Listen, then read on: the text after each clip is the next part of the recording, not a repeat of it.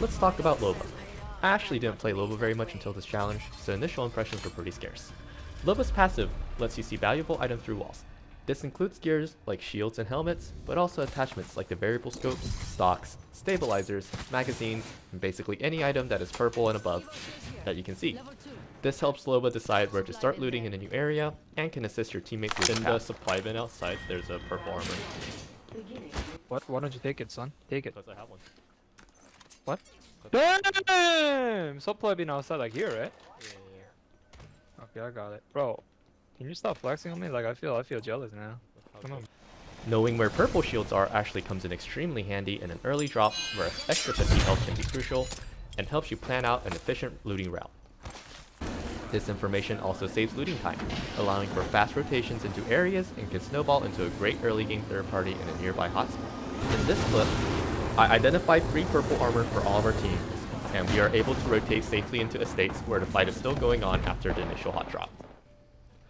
Loba's tactical is a teleport initiated by throwing her small bangle.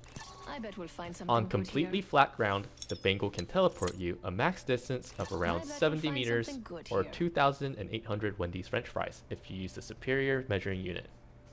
As it is like throwing a projectile, if you opt for more height, you end up compromising on the horizontal distance. Let's But see what because we have enemies over can see here. the bangle's flight path as can you, sometimes it is worth it if it means that the enemies miss where you are throwing. While you hold the tactical button, you can put the bangle away to switch to a weapon and move like you normally would. Once you throw the bangle, however, you have committed to the teleport and cannot cancel the action. However, Loba can speed up the process by pressing the tactical key again to instantly drop the bangle to the ground. This has no effect on the bangle's cooldown, which stays on 30 seconds consistently. Loba also cannot attack when the bangle is in the air. However, she can move freely in that time independently of the bangle, including sprinting, sliding, and climbing up walls. Compared to mobility legends like Pathfinder, Horizon, and Octane, this makes it so that Loba is forfeiting unpredictable mobility in order for a different sort of utility. For example, the fact that Loba teleports can be used to negate brief but substantial stun you receive from falling at heights, letting you sprint straight out of elevators or top of multi-story buildings. However, as you are not inheriting momentum, if you are sliding down a hill while throwing the bangle at an incline, you will teleport out crouching. This will always be the case, regardless of whether you teleport onto a hill or a flat surface.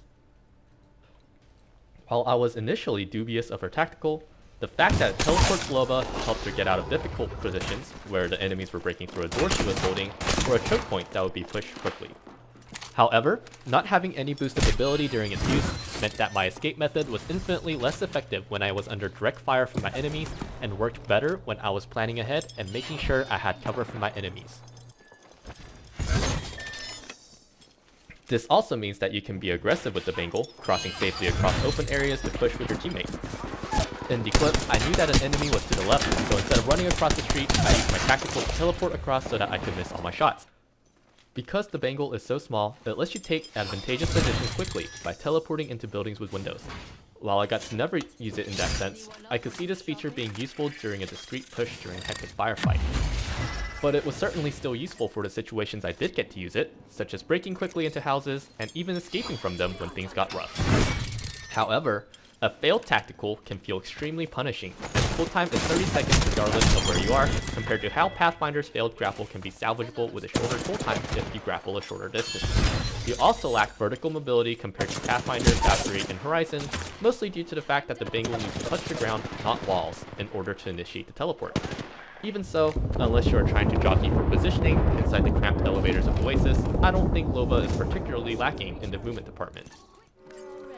Loba's ult not only gives you 2 items of your choice, it acts as a scanner which lets you identify what is and is not in the area so that you can quickly wrap up looting and rotate.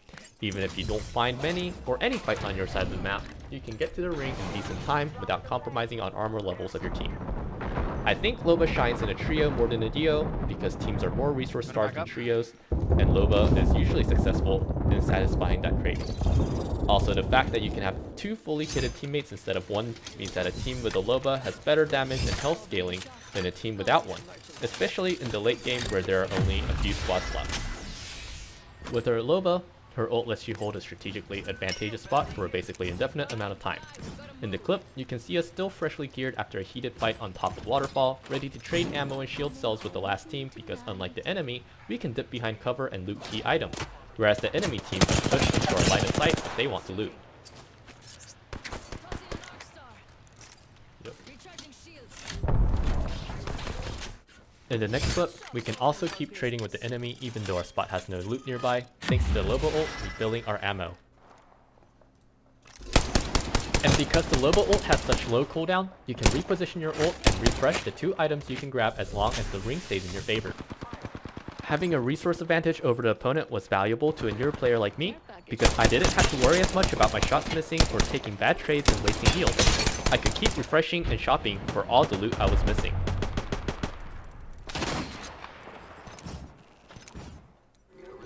However, none of it really matters if your teammate gives it up for the favor of a close quarter brawl. There is only so much that gear can do when you take a bad position.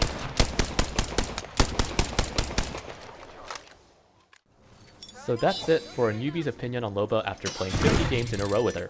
Statistics are in the description below, so feel free to check it out and let me know all the other cool things you can do with Loba. Thank you for watching the video, and I hope you have a great day.